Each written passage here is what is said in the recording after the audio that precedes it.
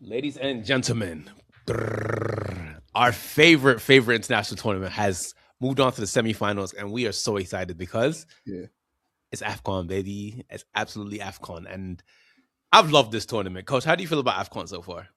man. Do you know what? It's easy. It's weird because it's easy to like follow it and to like be really enthused when your team is good. Like let me just call it what it is, innit? Don't get me wrong. I still have the same enthusiasm if like Nigeria sucked or whatever, and we were doing nonsense. But there's an extra level of care that you have, and because your country has a genuine chance of winning it. So I'm loving it, man. But I've just loved the fact that I feel like this tournament more than other ones, there's been a clear difference in the meta in tactics. Like everyone's doing their own thing. Nobody's like, the way Algeria play their three at their back is different to the way Egypt play their three at their back. Do you know what I mean? And Cameroon. And Cameroon. Do you know what I mean? And then the way we play our diamonds, like nobody's really playing a diamond like us in the AFCON. Hmm.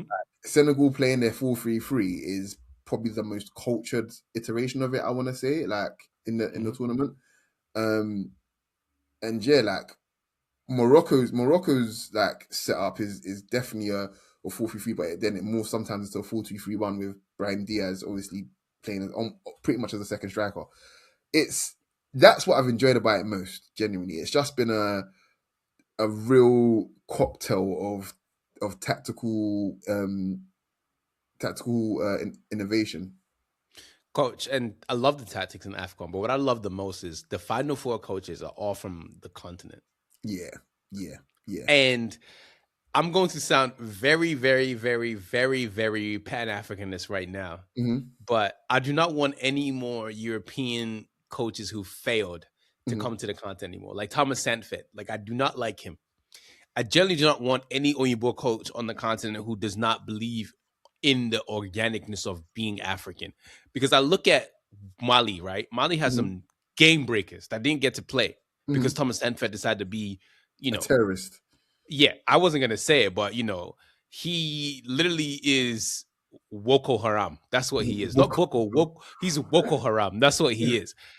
And when Eric Shell took over Mali, he dropped Busuma. I'm Hmm. sure Coach saw this yesterday. I put it in a Yeah, group chat. He yeah. dropped Busuma because he realized Busuma can't fit. And Mm. that is the whole point of what I love about AFCON these indigenous coaches that they realize, okay, how do we skin this cat, but in our own unique way? Eric And Shell how looked and, at and how we're not trying to hold on to the old ways. We're not trying to do it in a way that's we're not trying to honor the heritage to the detriment of the team. Do you know what I mean? yeah. I Whereas look at Nigeria. we're seeing the opposite of that. Especially with Nigeria. Yeah, Nigeria through and through. When in our best days, we were Yeah, flying winging team. We had yeah, two bombs on the yeah, wings, yeah. right? Two guys with your Gabriel Wiles, your mature they but Babangidos. your Babaginda. You had those sort of players, right? Flying wingers. Now you look at our team, we do got wingers. We got Moses Mm, Simon, we got Chukwueze, we got Ejuke, yeah, but they're on the bench now. Because mm, what Nigeria decided to do tactically is like, okay, how do we get the best out of everybody, but mm, especially Iwobi? And mm, my hands are up. Franco Yenka has impressed me this whole entire mm. tournament. He's truly, truly what He's a I'd gate say. man. He's He's he's genuinely become the best gate man in the tournament. yes, his job is so simple, but it's so Yeah. complex because his job makes it easier for Ndidi, it makes it Mm, easier for Iwobi, which then the mm, fourth makes it easier for Osimhen and Lookman, and mm, then the fullbacks who fly up. mm. Because Bright Osei has grown immensely in this tournament. One-on-one Yeah, defending, he's become great. Going forward, he's been going great. Bruno Onyemachi has figured out how to cross a ball. yeah. I caught Adams going out wide and bombing. He reminds me a bit of Brownie Day in 2013 when we won. He Hmm. reminds me of Amokachi in 94 when we won. The selfless player who just does the dirty work and still gets his goals as well. He's grafting up Do and you know down. there's a quote from Osei Samuel yesterday where he's like he's aware that people obviously were sleeping on him. Like I feel like he's Mhm. talking to me, to be fair. Yeah. um, but um, but in my mind he was always better than Zaidu. Like he was always like he was, but it was You also talking about almost like Bruno? no, I'm talking about Bright. I'm Okay. talking about Bright specifically. But obviously when Ola Aina is the starter, like anybody else was always gonna feel it might not be the reality, but they're gonna feel like a step down kind of thing. But the boy has stepped up. Mm-hmm. The boy has stepped up, man. But Mali, Senegal. I know I put out a video already on it. Them and Cameroon already, but I suppose and then Cameroon and Morocco as well. But in general, though, like Senegal, I feel out of the last 4 teams, I know initially, like, do you remember what I was talking about? Oh, they look really impressive. They're playing like a club side, Mm-hmm. blah blah blah. I think, if I'm being honest, I wouldn't say I feel like a little bit let down by them, but I just feel as if they haven't quite started to get going just yet. And to be honest, they might choose the semi-final to finally actually optimize everything that they've done. But yeah, they're just, for me, they're the team that could win it, and they could. I put it this, they're the only team in the tournament I thought that could win it potentially in second or third gear. That's how good Mm-hmm. I think they are. Do you know what I mean? Whereas I feel like Absolutely. everybody else pretty much needs to be firing. Like, and don't get me wrong, when everyone's firing, Nigeria to me are the best side, and we Mm-hmm. have been firing. But I just feel as if Senegal have so many levels that they can actually and that's why I feel a little bit underwhelmed by them. Is probably the word I'm looking for. Yeah, Yeah. no, and I get what you're saying because for me, I look at Senegal. The way they scored is exactly how I predicted it in my write up because I knew they were going Mm-hmm. to have to go from out to in because Mm-hmm. Mali were packed in the middle of that field. Busuma getting that red card ruined them. You know, Mm-hmm. they Mali But could he's have been come shit back. this tournament anyway. Oh, Busuma has been crap for club Yeah. and country. Anybody that wears a shooting sleeve that's not Paul Pogba, Allen Iverson, what are you doing? Yeah.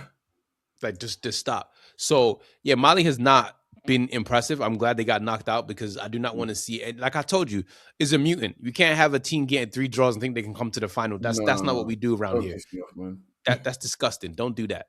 But yeah, Senegal have not really got into gear. Like I'm glad Iliman Ndiaye scored. We rate Iliman Ndiaye high here. Mm. There was some loose touches from Ibrahim Mbaye, but he's 17 years old. Mm-hmm.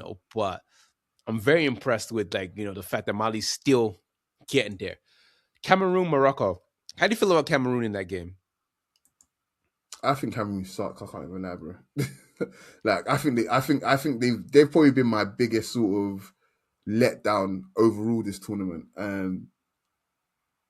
But with that being said, the whole sort of circus leading up to the tournament, I think we didn't help them. It Yeah. didn't. I have to go on record and say that seeing Sammy Eto'o cry does warm my heart. It really does. I really enjoy seeing Sammy Eto'o cry. I really enjoy seeing him in pain. If you haven't noticed already or known by now, I'm not a fan of Sammy Eto'o. So, yeah, the more he cries, the better for me. Coach has no time for Samuel Eto'o whatsoever. No, zero. Yeah. That's arguably the GOAT for Africa, but Coach does not like him at all. So Not my business, man. Not my ministry. People yeah. can call him the goat. I won't agree or disagree. I have my thoughts. Oh man. Ivory Coast and Egypt 3-2. Ivory Coast let me down in that game, man. For sure they did.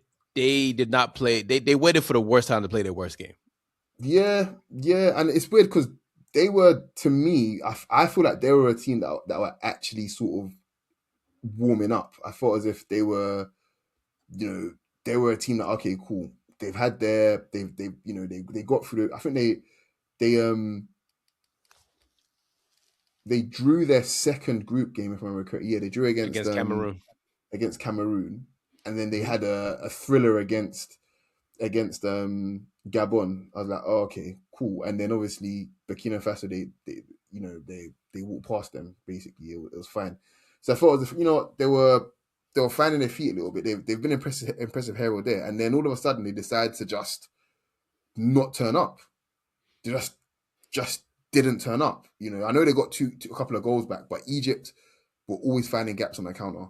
Like there was just something weird about them, and maybe I don't know if I'm wrong. If going with youth, it's not a bad idea. Don't get me wrong, but I definitely feel like Pepe definitely would have been really good this tournament to have.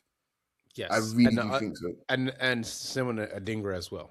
And Adingra, yes, yeah, because obviously, yeah, he's got yeah, you're right, Adingra as well. But you see with Pepe, I don't get me wrong. Ahmad is definitely going to be better than Pepe. He probably already is, to be honest. Mm-hmm.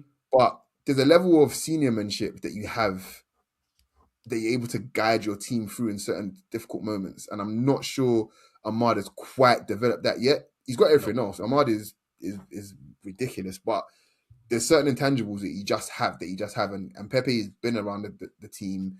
He's still got immense quality. He's still doing great things. You know what I mean? So yeah, I feel like he definitely would have been a bit of help. I think. I'm gonna go on the line here and say this: they also need to figure out their midfield because Sangare and Kessié, their legs have gone. Yeah.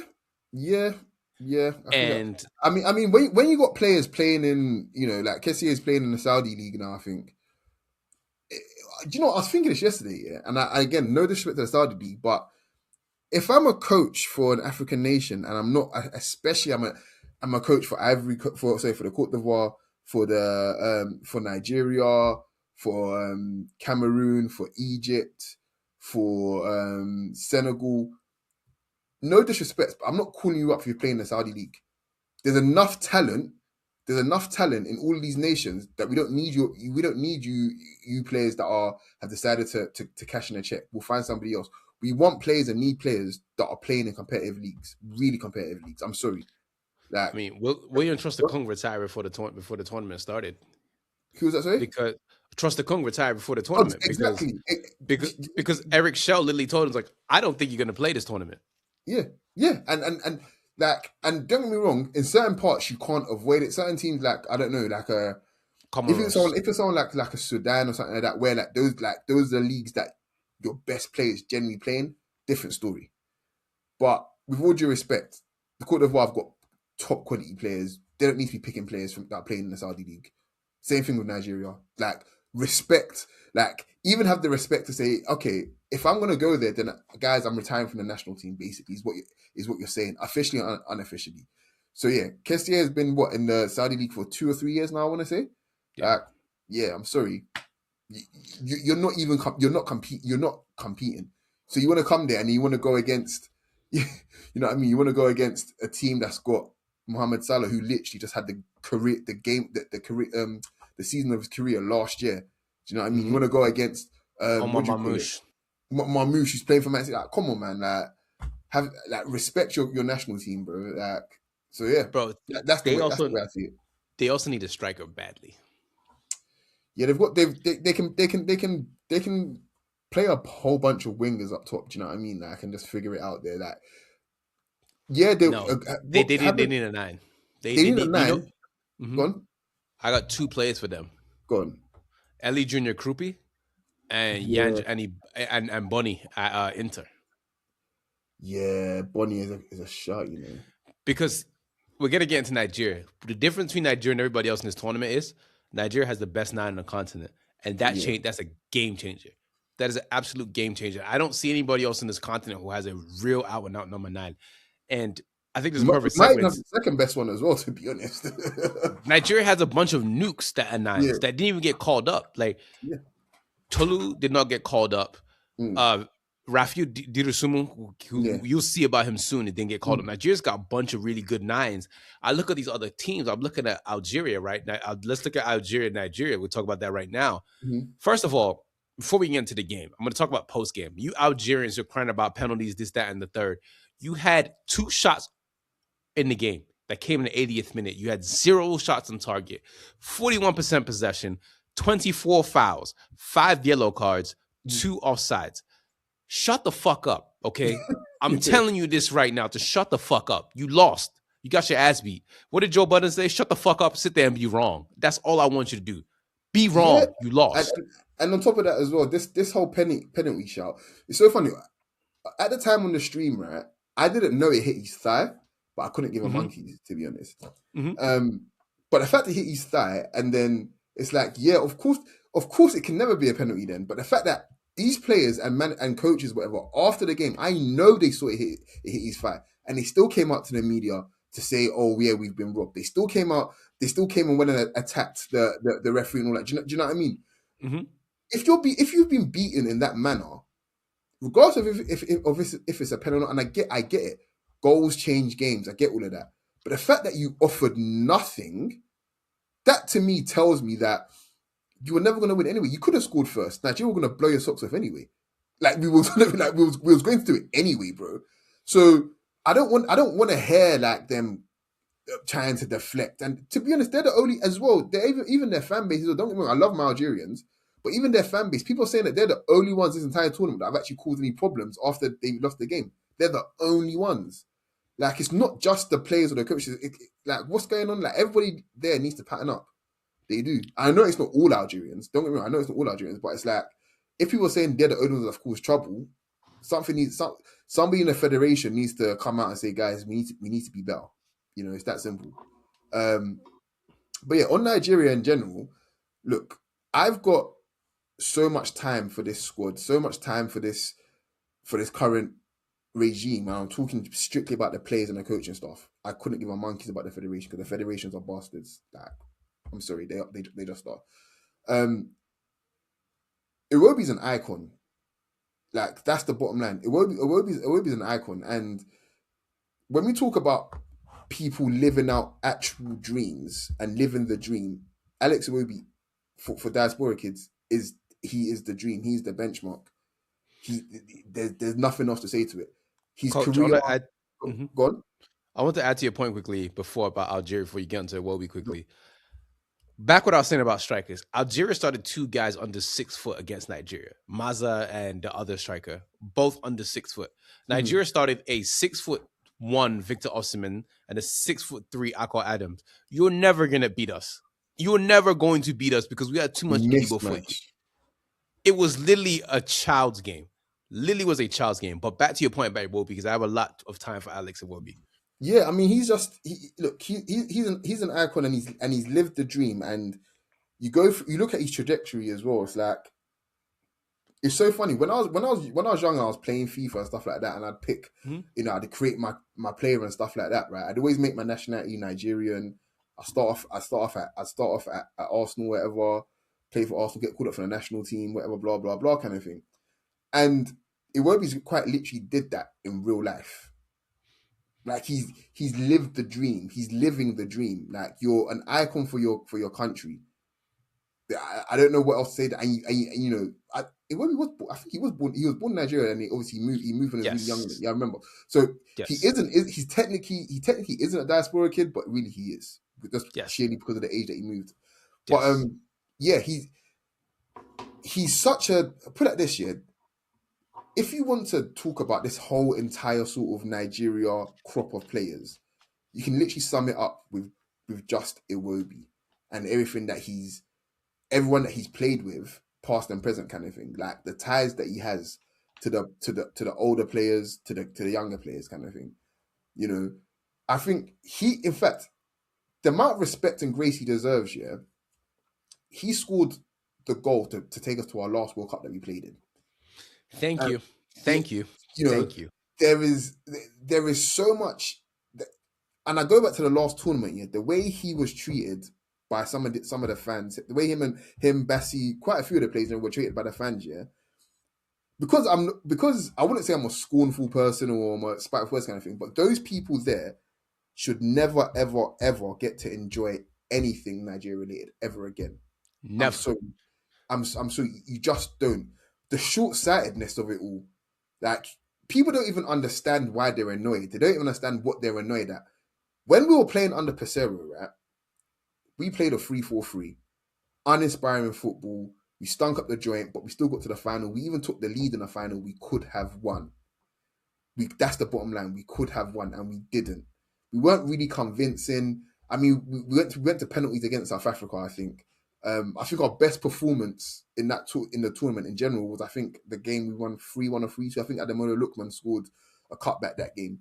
And you've now come this far again. You're in the semis and you're playing a completely different brand of football. You're playing a completely different role and you're still excelling. And if you couldn't see that he was capable of that then you don't get to enjoy this now, as far as I'm concerned. Because how dare you actually question anything about him? The fact that at that point as well, he probably had about near enough 80 caps for Nigeria. He was already a veteran then. So yeah, man, I'm probably going to do a small video about him tactically and stuff like that. Because somebody made a comment on a video I made 4 years ago about him earlier today. So I thought, it's probably a good time to do it. But I just want to give him his flowers, and this entire team, I'm just enamored by them. Like I love them. There's so much love about them, genuinely. So yeah. Coach, I have a lot to say. Thank you so much for bringing up Iwobi. Coach and I are two diaspora kids, right? From same South London, but also grew up in Baltimore. So I'm very Nigerian, right? And I love everything about Nigeria. Also hate everything about Nigeria. But it's a certain love and passion you get when you're raised in a house away from the diaspora. So whenever I see Nigerians online or wherever I see Nigerians in the community talking about all these, in it boys or these diaspora boys, they don't really care about the country. Again, shut the fuck up. We love Nigeria, bro. We genuinely love everything about the country. We understand the ills of the country, understand where we come from. We understand all of it. And that's the thing I keep trying to tell to all these older Nigerians, that we are super painfully aware of where we're from. Because we are... like, sorry to cut you there, but it's like there's our like life path and trajectory kind of thing is not a reason for us to not be aware. It's not a reason for us not to have the same love. We physically can't experience the same things. Fair enough. I get all of that. But that doesn't mean our experiences are invalidated or any less kind of thing.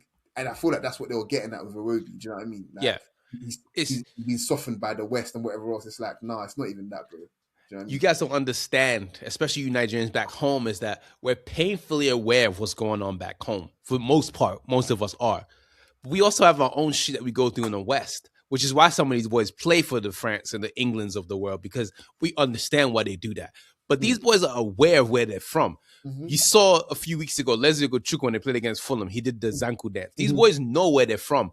Leslie Ogochukwu's uncle, Apam, play for Nigeria. So these boys know where they're from. You see the celebration that Bassi did with Akko Adams? That's what Nigeria did in 2000. They all keep going, all these memories are not hard to find, and it's hard. You can't fake it. That's the thing, and you literally cannot fake it. Like it's like you can spot a faker a mile away. Do you know what I mean? So, and if you watch Iwobi's vlogs, I implore all of you to not only listen to our podcast, watch Iwobi's vlogs. Iwobi is the man of Nigeria. I think he's literally might be the de facto captain, just in name, because he literally is the bridge between those back home and those in diaspora. So when you look at the new Nigerian boys, like your Ryans that got called up, these boys are looking at Iwobi like, oh, that's our North Star. That is the hero. Because by the time Iwobi's done playing for Nigeria, we have the most caps for Nigeria. Point blank, period. He has over 300 Premier League appearances, close to 100 appearances for Nigeria. That right there goes to show you there's something special about connecting, going back home. Look at Bassi. Bassi is, you can't shift Bassi. He's Nigeria's starting center back. Well, if you want to play for Nigeria, you got to play right center back. That's all you have to do. But now you're starting to see the German boys play for Nigeria. You're starting to see the Dutch boys. You're starting to see everybody start to realize, hey, there's something here. And that's my biggest gripe with the NFF, is that so many people want to play for Nigeria. Some people want to generally play. Make it easy for the people to come home, and make it for the fact that we can mix the diaspora boys with the people back home. Because you're starting to see your Osimhen grew up in Lagos with your Bassis, right? You're starting to see the Ademola Lookman and Osimhen. That's the two most perfect example of, we have two players who won African Player of the Year. One that grew up in South London, one that grew up in Lagos. And I love it. I absolutely love what's happening with this Nigeria team.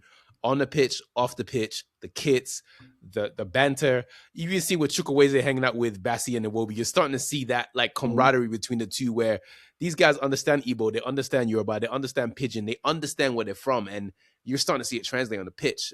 Coach, I got some stats for you. I promise, Coach, this guy named Yomi Kazim on Twitter posted this article about the data of AFCON. So these are some notes I took. 30% of players representing national teams at AFCON were born and raised outside the continent.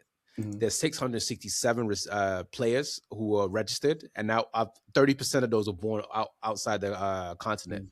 96% of Comoros players were born outside the continent. They're all born in France, if I remember correctly.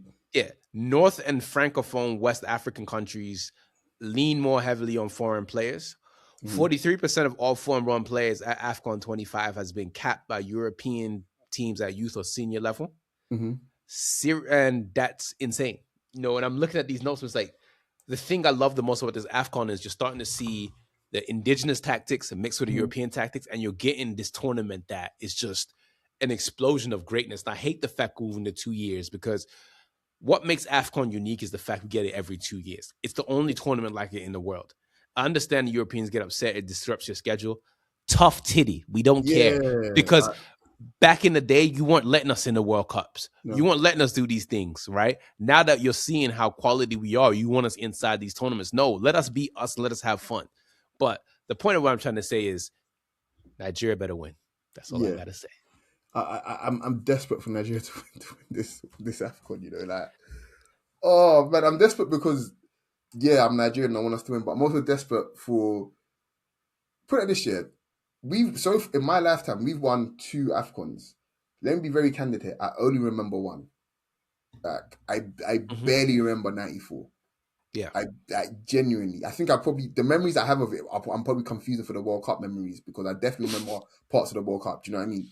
Yeah.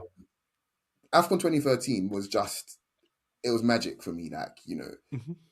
when you're coming of age and then you see like your country like win, like, do you know what I mean? It's something special. So I'm thinking of the kids that are, hitting puberty, or like in their mid to late teens, early 20s, mid 20s kind of thing, that get to see Nigeria win. Do you know what I mean? This is for them as it is as much for us as well. You know, Yes. I, I'm desperate for Nigeria to win for them. Like, they can have something and say, look, Nigeria in my youth, we were good. We had something, because we've had that already. Do you know what I Yes. mean? Mhm. So I want it for them more than anything. Absolutely. And especially being the elder statesmen now, like it's funny now we call ourselves the Agba.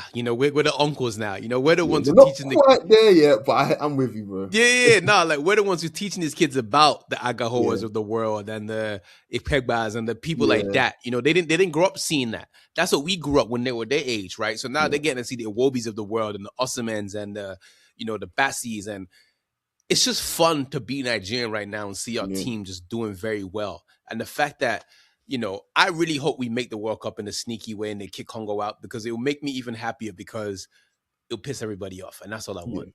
I love when Nigeria makes everybody upset. It makes me so happy to see them seethe. But yeah, AFCON has been great, man. We do have Nigeria versus Morocco, Egypt versus Senegal on Wednesday, right, coach? Or Thursday? Which Yeah, let's actually have a look at the schedule now. Are both teams? I don't know if both teams are playing on the Wednesday. I think that would give someone an advantage. Whoever gets in the final, whoever plays a day earlier, I think you don't want Yeah, they that. both they both play at Wednesday. Yeah, Egypt Senegal plays at 12 p.m. Eastern Standard Time. that's Nigeria Morocco fine. plays at 3 p.m. Eastern Standard Time on That's 8 Wednesday. o'clock. I think Arsenal play at the same time as well. Yeah, they do. Arsenal plays the same time as Nigeria against Chelsea in the League Cup. Do you know what? The thing is, I don't give my monkeys about the League Cup. The only reason why I even cared about winning it is because we ended up getting Chelsea in the semi final. I just want to beat Chelsea. Yeah, Do you know what I mean? third place match, which inshallah will not be Nigeria's on Saturday. Final inshallah will be Nigeria on Sunday at 2 p.m. Eastern Standard Time. So, boy, Oh had man, how can both games be on at 8 o'clock? Fuck's sake, man. Oh man. coach, you doing a live stream on Wednesday? Yeah, I mean, do you know, I'm thinking of some things, I'm figuring out some things, but if we do, yeah, we will. I might have a friend with me. Okay. So I'm gonna probably move. I'm gonna go down to my desk downstairs and set up there, and I'll be in my living room, but I'll be way ahead of everybody else. Okay. Like, literally, I'll have the terrestrial feed. So yeah, I'll be. Bring Stimpy along, man. We want to we Nah, want to see Stimpy. nah, he's banned from the living room, man. I don't want him on my I don't want him on my couches, man. All right, cool. Yeah, we'll do it. Okay. We'll do it. I Okay. think, yeah. For those of you who are listening still, we just love you guys. Thank you so much. We love AFCON. We really love football. We love everything. And for me, just spending time with my brother, just talking about our national team, it just means a lot to us. And we love you guys. Please don't forget to like, share, comment, subscribe. Mhm. Of Super Eagles. That's all I gotta say. Yeah. All I gotta say. And with that, coach, you got anything you want to add before we get out of here? Um, yeah, just like, share, subscribe, and comment, and yeah, tell a Cool. friend.